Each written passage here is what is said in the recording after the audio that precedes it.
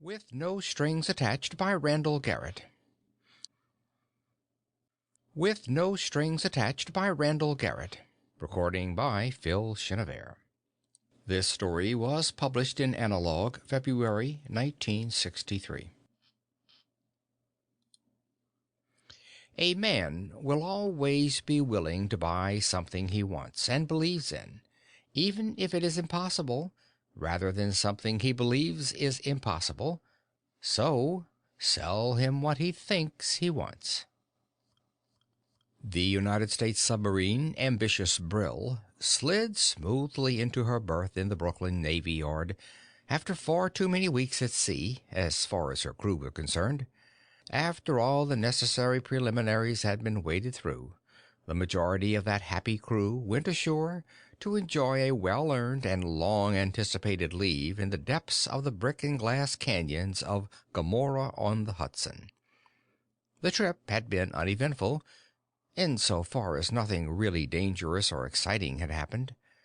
Nothing, indeed, that could even be called out of the way, except that there was more brass aboard than usual, and that the entire trip had been made underwater, with the exception of one surfacing for a careful position check, in order to make sure the ship's instruments gave the same position as the stars gave. They had. All was well. That is not to say that the crew of the Ambitious Brill were entirely satisfied in their own minds about certain questions that had been puzzling them. They weren't. But they knew better than to ask questions even among themselves, and they said nothing whatever when they got ashore.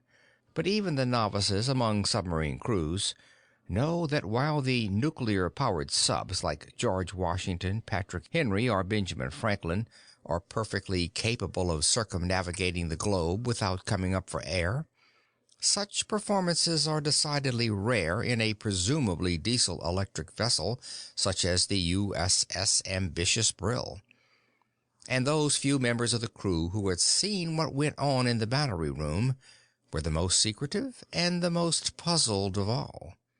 They, and they alone, knew that some of the cells of the big battery that drove the ship's electric motors had been removed to make room for a big steel-clad box hardly bigger than a footlocker, and that the rest of the battery hadn't been used at all.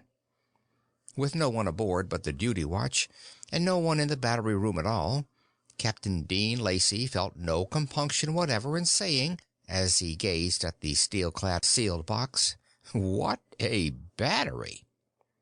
The vessel's captain, Lieutenant Commander Newton Wayne, looked up from the box into the Pentagon representative's face. "Yes, sir, it is." His voice sounded as though his brain were trying to catch up with it and hadn't quite succeeded. "This certainly puts us well ahead of the Russians." Captain Lacey returned the look. "How right you are, Commander. This means we can convert every ship in the Navy in a tenth the time we had figured." Then they both looked at the third man, a civilian. He nodded complacently. "And at a tenth of the cost, gentlemen," he said mildly. "North American Carbide and Metals can provide these units cheaply and at a rate that will enable us to convert every ship in the Navy within the year." Captain Lacey shot a glance at Lieutenant Commander Wayne. "All this is strictly top secret, you understand?" "Yes, sir, I understand," said Wayne. "Very well." He looked back at the civilian. "Are we ready, Mr. Thorne?" "Any time you are, Captain," the civilian said. "Fine. You have your instructions, Commander. Carry on." "Aye, aye, sir," said Lieutenant Commander Wayne. A little less than an hour later, Captain Lacey and Mr. Thorne were in the dining room of one of the most exclusive clubs in New York. Most clubs in New York are labeled as exclusive because they exclude certain people who do not measure up to their standards of wealth. A man who makes less than, say, $100,000 a year would not even qualify for scrutiny by the executive committee. There is one club in Manhattan which reaches what is probably close to the limit on that kind of exclusiveness. Members must be white, Anglo-Saxon, Protestant Americans who can trace their ancestry as white Anglo-Saxon Protestant Americans back at least as far as the American Revolution without exception, and who are worth at least 10 millions, and who can show that the fortune came into the family at least 4 generations back. No others need apply. It is said that this club is not a very congenial one, because the two members hate each other. The club in which Lacey and Thorn ate their dinner is not of that sort. It is composed of military and naval officers and certain civilian career men in the United States government. These men are professionals. Not one of them would ever resign from government service. They are dedicated, heart, body, and soul, to the United States of America. The life, public and private, of every man jack of them is an open book to every other member. Of the 3 living men who have held, and the one who at present holds, the title of President of the United States, only one was a member of the club before he held that high office. As an exclusive club, they rank well above England's House of Peers, and just a shade below the College of Cardinals of the Roman Catholic Church. Captain Lacey was a member. Mr. Richard Thorn was not, but he was among those few who qualify to be invited as guests. The carefully guarded precincts of the club were among the very few in which these 2 men could talk openly and at ease. After the duck came the brandy, both men having declined dessert. And over the brandy, that ultra-rare 5-star Hennessy which is procurable only by certain people and is believed by many not to exist at all, Captain Lacey finally asked the question that had been bothering him for so long. "Thorn," he said, "3 months ago that battery didn't exist. I know it, and you know it. Who was the genius who invented it?" Thorn smiled, and there was a subtle wryness in the smile. "Genius is the word, I suppose. Now that the contracts with the Navy have been signed, I can give you the straight story, but you're wrong in saying that the thing didn't exist 3 months ago. It did. We just didn't know about it, that's all."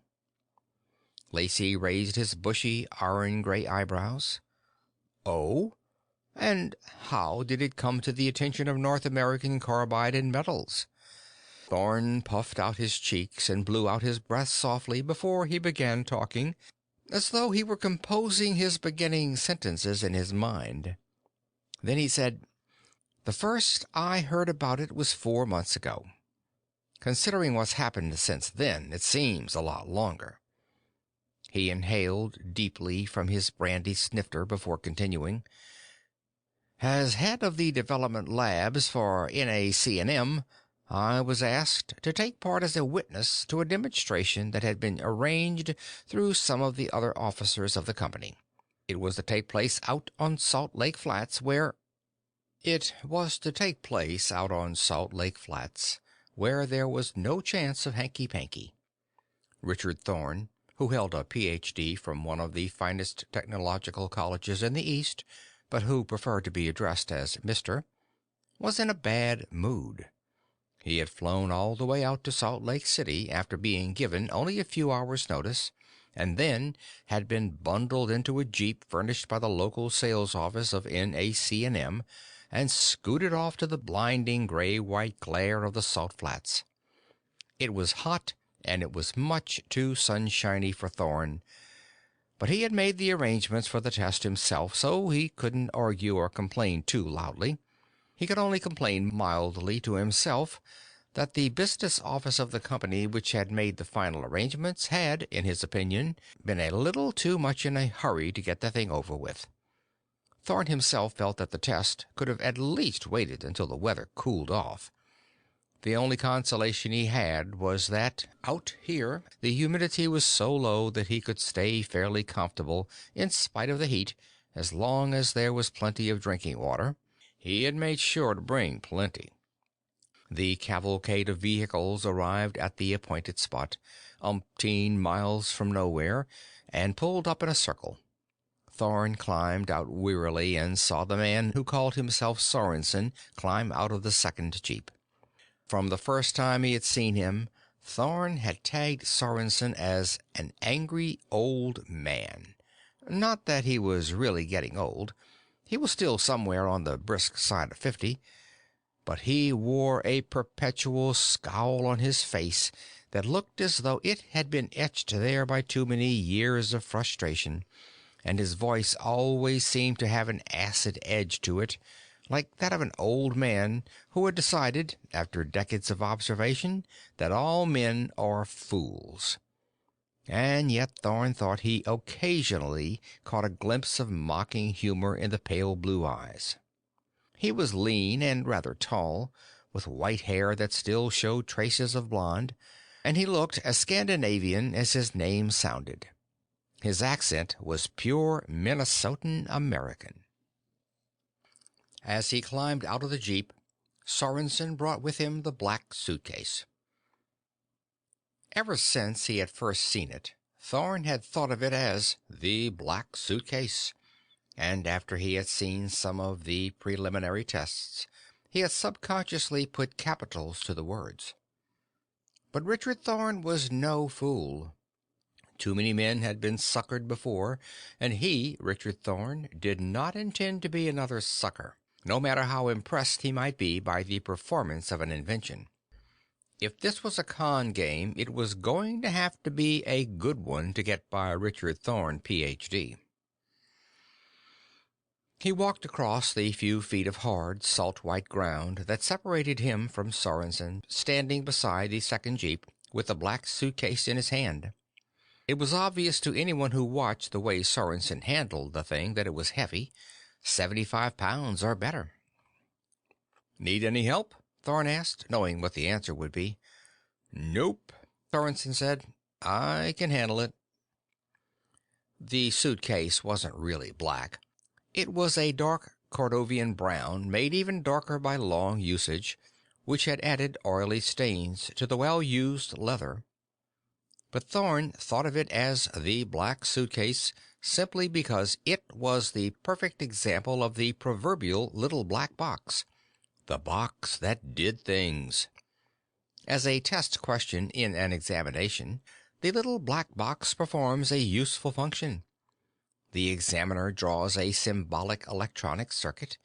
Somewhere in the circuit, instead of drawing the component that is supposed to be there, he draws a little black box. Then he defines the waveform, voltage, and amperage entering the circuit, and defines whatever is coming out. Question: what is in the little black box?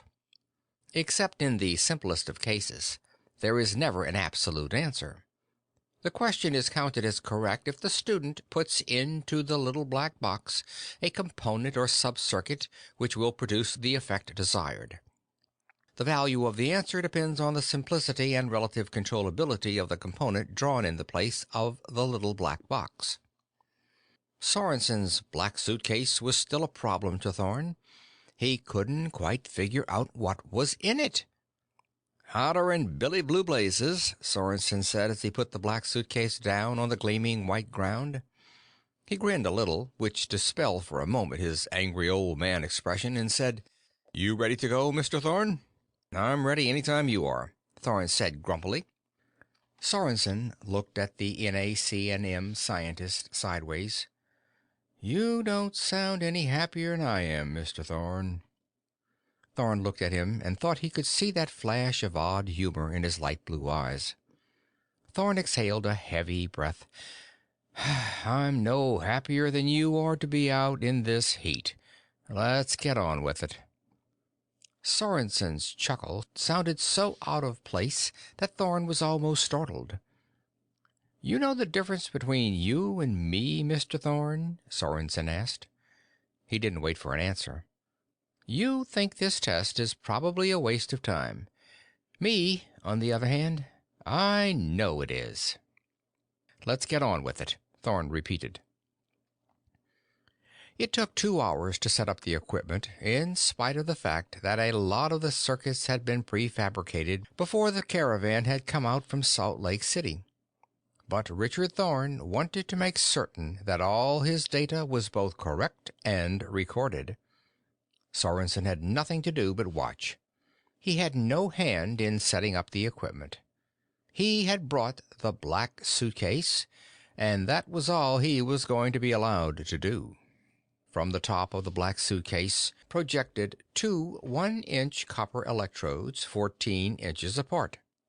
The North American Carbide and Metals technicians set up the circuits that were connected to the electrodes without any help from Sorensen. But just before they started to work, Sorensen said, "There's just one thing I think you ought to warn those men about, Mr. Thorne." "What's that?" Thorne asked. "If any of 'em tries to open that suitcase, they're likely to get blown sky high. And I don't want 'em getting funny with me either." He had his hand in his trouser pocket, and Thorne was suddenly quite certain that the man was holding a revolver. He could see the outlines against the cloth. Thorne sighed. "Don't worry, Mr. Sorensen. We don't have any ulterior designs on your invention." He did not add that the investigators of NACNM had already assumed that anyone who was asking $1 million for an invention which was in effect a pig in a poke would be expected to take drastic methods to protect his gadget. But there would be no point in telling Sorensen that his protective efforts had already been anticipated, and that the technicians had already been warned against touching the black suitcase any more than necessary to connect the leads. Giving Sorensen that information might make him even more touchy. Thorne only hoped that the bomb, or whatever it was that Sorensen had put in the suitcase, was well built, properly fused, and provided with adequate safeties. When everything was set up, Sorensen walked over to his device and turned it on by shoving the blade of a heavy-duty switch into place. "Okay," he said. One of the technicians began flipping other switches, and a bank of ordinary incandescent light bulbs came on 4 at a time. Finally, there were 100 of them burning, each one a 100-watt bulb that glowed brightly but did not appear to be contributing much to the general brightness of the Utah sun. The technicians checked their recording voltmeters and ammeters, and reported that, sure enough, some 10 kilowatts of power at a little less than 115 volts DC was coming from the black suitcase. Sorensen and Thorne sat in the tent which had been erected to ward off the sun's rays. They watched the lights shine. One of the technicians came in, wiping his forehead with a big blue bandana. "Well, there she goes. Mr. Sorensen, if that thing is dangerous, hadn't we better back off a little way from it?" "It isn't dangerous," Sorensen said. "Nothing's going to happen." The technician looked unhappy. "Then I don't see why we couldn't have tested the thing back in the shop. Would have been a lot easier there, to say nothing of more comfortable."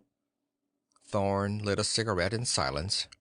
Sorensen nodded and said, "Yes, Mr. Siegel, it would have been."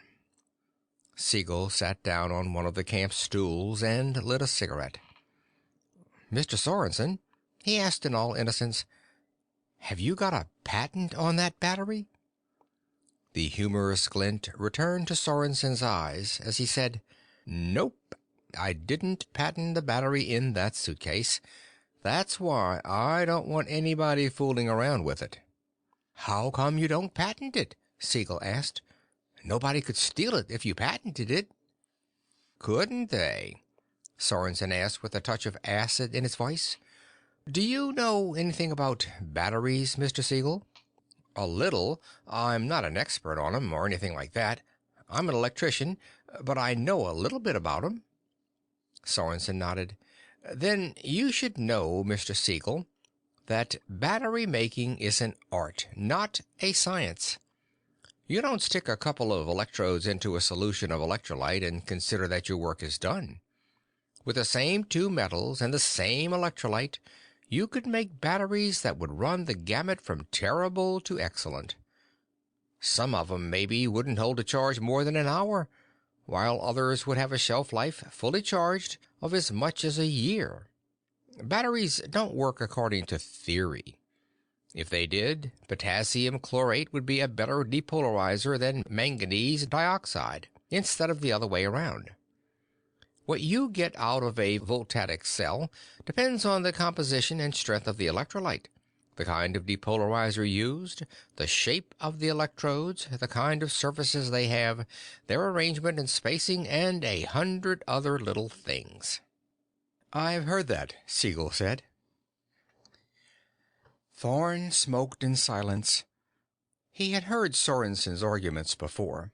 Sorensen didn't mind discussing his battery in the abstract, but he was awfully close-mouthed when it came to talking about it in concrete terms.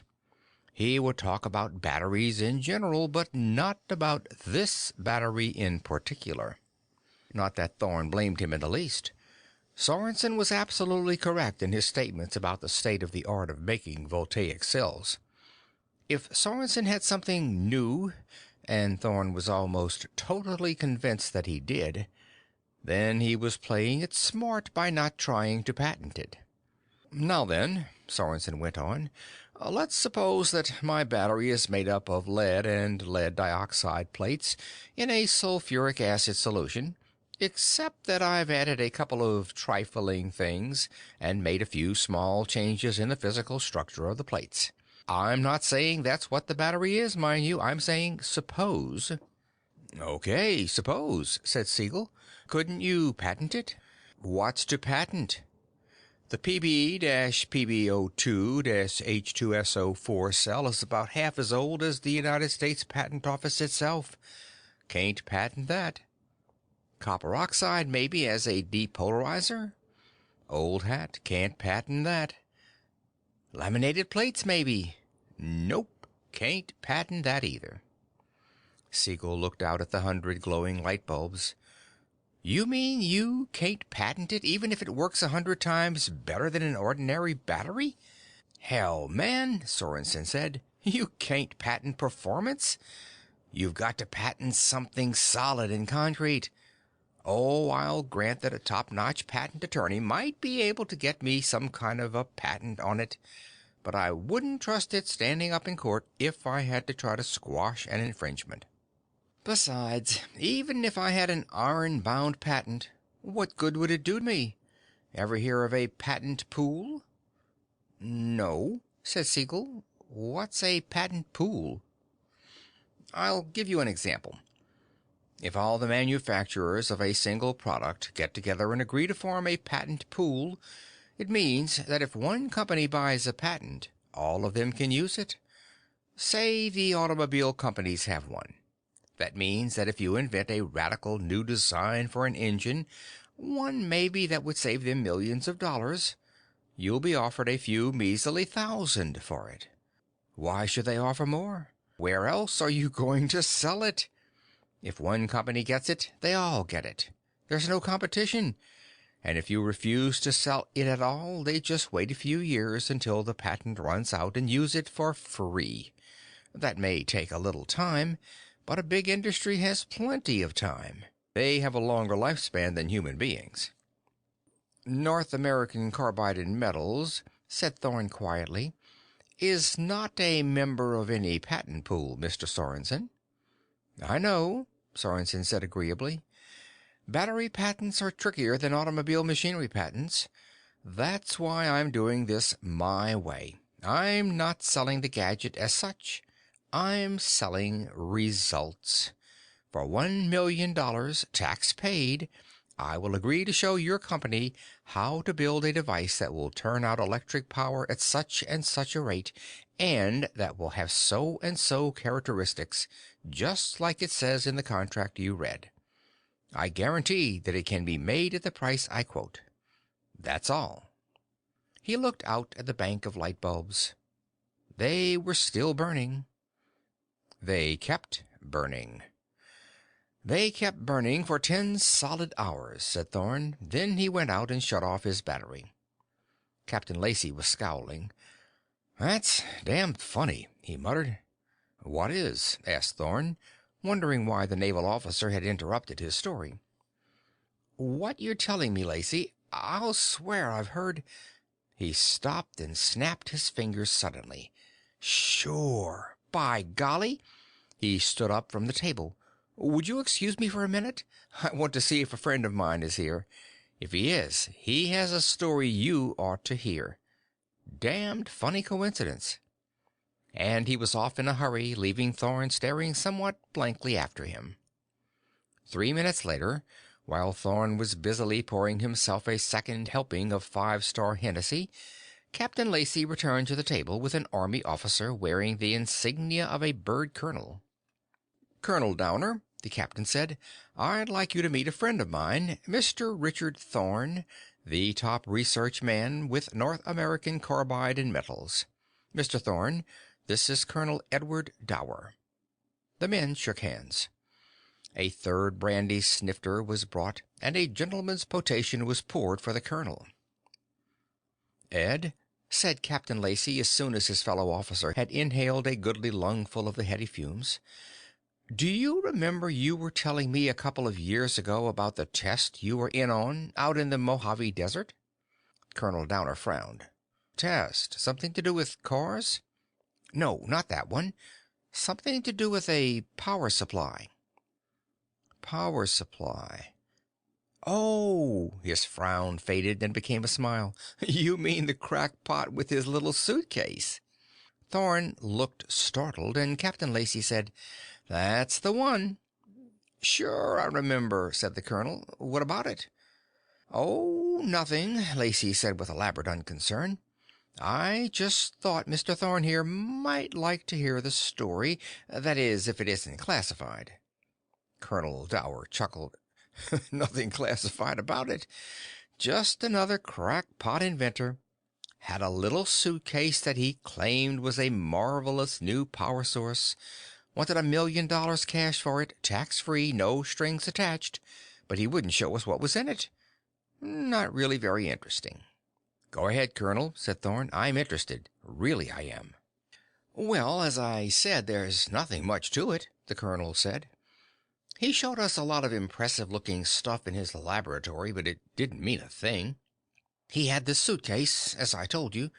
There were a couple of thick copper electrodes coming out of the side of it, and he claimed that they could be tapped for tremendous amounts of power. Well, we listened, and we watched his demonstrations in the lab. He ran some heavy-duty motors off of it, and a few other things like that. I don't remember what all. And he wanted to sell it to you sight unseen? Thorn asked. That's right, said the colonel. Well, actually, he wasn't trying to sell it to the army. As you know, we don't buy ideas. All we buy is hardware, the equipment itself or the components. But the company he was trying to sell his gadget to wanted me to take a look at it as an observer. I've had experience with that sort of thing, and they wanted my opinion. I see, Thorn said. What happened? Well, said the colonel, we wanted him to give us a demonstration out in the Mojave Desert. Out in the Mojave Desert? The inventor asked. Whatever for, Colonel Dower? We just want to make sure you haven't got any hidden power sources hooked up to that suitcase of yours. We know a place out in the Mojave where there aren't any power lines for miles. We'll pick the place. The inventor frowned at him out of pale blue eyes. Look. He gestured at the suitcase sitting on the laboratory table. You can see there's nothing faked about that. Colonel Dower shook his head. You won't tell us what's in the suitcase. All we know is that it's supposed to produce power. From what? How? You won't tell us. Did you ever hear of the Keeley motor? No. What was the Keeley motor? Something along the lines of what you have here, the colonel said dryly, except that Keeley at least had an explanation of where he was getting his power.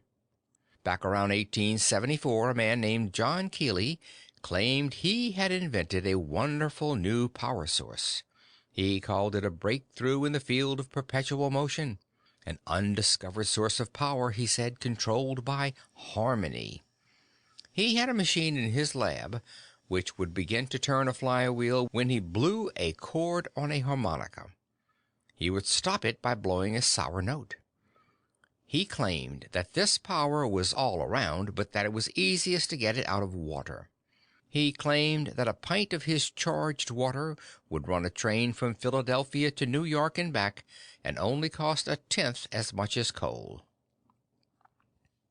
The inventor folded his arms across his chest and looked grimly at Colonel Dower.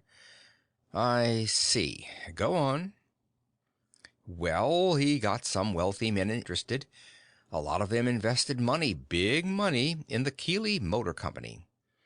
Every so often he'd bring them down to his lab and show them what progress he was making, and then tell them how much more money he needed. He always got them to shell out, and he was living pretty high on the hog. He kept at it for years. Finally, in the late 90s, the Scientific America exposed the whole hoax.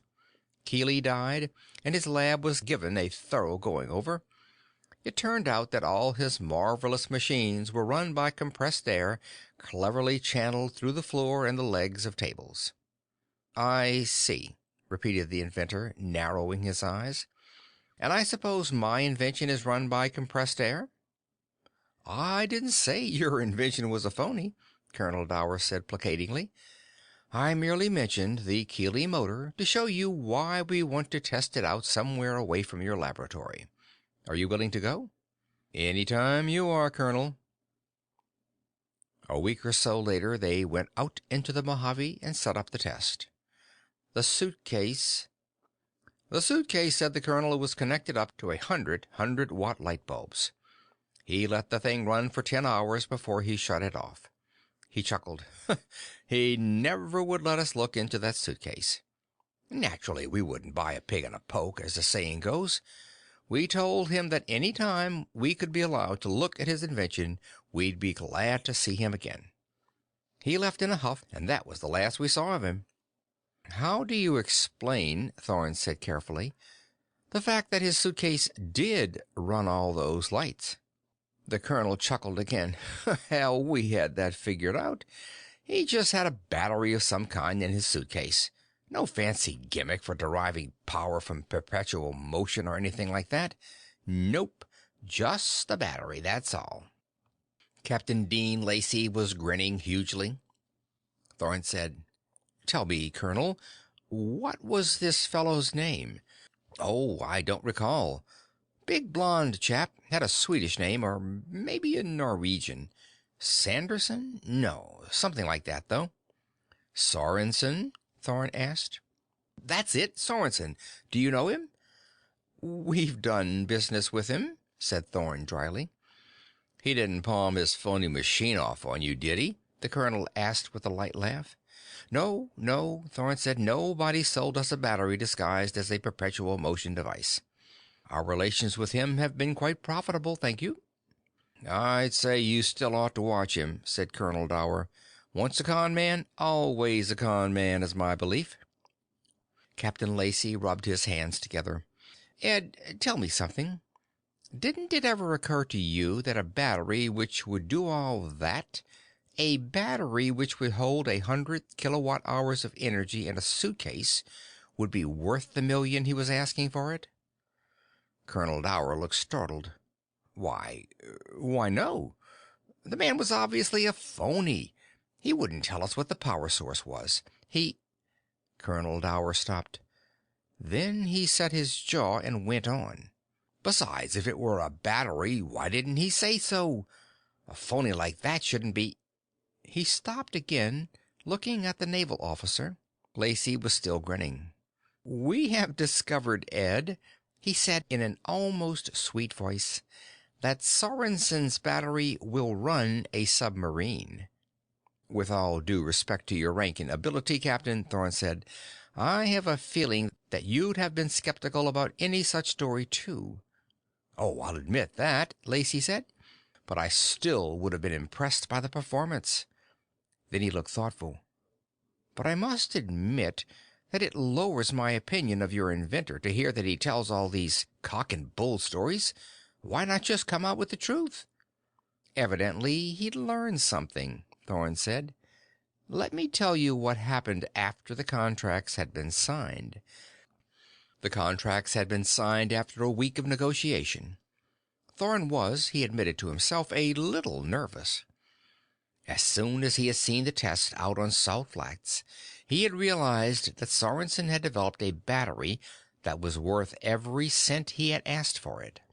Thorn himself had pushed for the negotiations to get them through without too much friction. $1 million was a lot of loot, but there was no chance of losing it, really. As Sorensen said, the contract did not call for the delivery of a specific device. It called for a device that would produce specific results. If Sorensen's device didn't produce those results, or if they couldn't be duplicated by Thorn after having had the device explained to him, then the contract wasn't fulfilled, and the ambitious Mr. Sorensen wouldn't get any $1 million. Now the time had come to see what was inside that mysterious little black suitcase. Sorensen had obligingly brought the suitcase to the main testing and development laboratory of North American Carbide and Metals. Sorensen put it on the lab table, but he didn't open it right away. "Now, I want you to understand, Mr. Thorn," he began, "that I myself don't exactly know how this thing works. That is, I don't completely understand what's going on inside there. I've built several of them, and I can show you how to build them, but that doesn't mean I understand them completely." "That's not unusual in battery work," Thorn said. "We don't completely understand what's going on in a lot of cells. As long as the thing works according to the specifications of the contract, we'll be satisfied." "All right, fine. But you're going to be surprised when you see what's in here." "I probably will. I've been expecting a surprise," Thorn said. What he got was a real surprise. There was a small pressure tank of hydrogen inside, one of the little ones that are sometimes used to fill toy balloons. There was a small batch of electronic circuitry that looked as though it might be the insides of an FM/AM radio. All the rest of the space was taken up by batteries, and every single one of the cells was a familiar little canister. They were small, rechargeable nickel-cadmium cells, and every one bore the trademark of North American Carbide and Metals. One of the men in the lab said, "What kind of a joke is this?" "Do you mean, Mr. Sorensen," Thorn asked with controlled precision, "that your $1 million process is merely some kind of gimmickry with our own batteries?" "No," said Sorensen. "It's—" "Wait a minute," said one of the others. "Is it some kind of hydrogen fuel cell?" "In a way," Sorensen said. "Yes, in a way. It isn't as efficient as I'd like, but it gets its power by converting hydrogen to helium. I need those batteries to start the thing. After it gets going, these leads here from the reactor cell keep the batteries charged. He was interrupted by 5 different voices, all trying to speak at once. He could hardly get a word in edgewise at first, said Thorn. He was enjoying the look of shocked amazement on Colonel Dower's face. When Sorensen finally did get it explained, we still didn't know much. We built another one, and it worked as well as the one he had. And the contract didn't specifically call for a battery. He had us good, he did. Now, wait, Colonel Dower said. You mean to say it wasn't a battery after all? Of course not. Then why all the folderol? Colonel, Thorn said, Sorensen patented that device 9 years ago. It only has 8 years to run. But he couldn't get anyone at all to believe that it would do what he said it would do. After years of beating his head against a stone wall, years of trying to convince people who wouldn't even look twice at his gadget, he decided to get smart. He began to realize that everybody knew that hydrogen fusion wasn't that simple. It was his theory that no one would listen to. As soon as he told anyone that he had a hydrogen fusion device that could be started with a handful of batteries and could be packed into a suitcase, he was instantly dismissed as a nut. I did a little investigating after he gave us the full information on what he had done. Incidentally, he signed over the patent to us, which was more than the contract called for, in return for a job with our outfit, so that he could help develop the fusion device. As I said, he finally got smart. If the theory was what was making people give him the cold shoulder, he'd tell them nothing. You know the results of that, Colonel Dower. At least he got somebody to test the machine. He managed to get somebody to look at what it would do. But that wasn't enough. He didn't have apparently any legitimate excuse for keeping it under wraps that way, so everyone was suspicious. "But why tell you it was a battery?" asked Colonel Lacey. "That was probably suggested by Colonel Dower's reaction to the tests he saw," Thorn said. "Somebody, I think it was George Gamow, but I'm not certain, once said that having a theory isn't enough. The theory has to make sense." Well, Sorensen's theory of hydrogen fusion producing electric current didn't make sense. It was true, but it didn't make sense. So he came up with a theory that did make sense. If everybody wanted to think it was nothing but a battery, then by heaven he'd sell it as a battery. And that, gentlemen, was a theory we were perfectly willing to believe. It wasn't true, but it did make sense. As far as I was concerned, it was perfectly natural for a man who had invented a new type of battery to keep it under wraps that way. Naturally, after we had invested $1 million in the thing, we had to investigate it. It worked, and we had to find out why and how. "Naturally," said Colonel Dower, looking somewhat uncomfortable. "I presume this is all under wraps, eh? What about the Russians? Couldn't they get hold of the patent papers?" "They could have," Thorn admitted, "but they didn't. They dismissed him as a crackpot, too, if they heard about him at all. Certainly they never requested a copy of his patent. The patent number is now top secret, of course, and if anyone does write in for a copy, the patent office will reply that there are temporarily no copies available, and the FBI will find out who is making the request." "Well," said Colonel Dower, "at least I'm glad to hear that I was not the only one who didn't believe him." Captain Lacey chuckled. "And Mr. Thorn here believed a lie." "Only because it made more sense than the truth," Thorn said. "And," he added, "you shouldn't laugh, Captain. Remember, we suckered the Navy in almost the same way." End of With No Strings Attached by Randall Garrett. This story read by Phil Chenevert. November of 2016.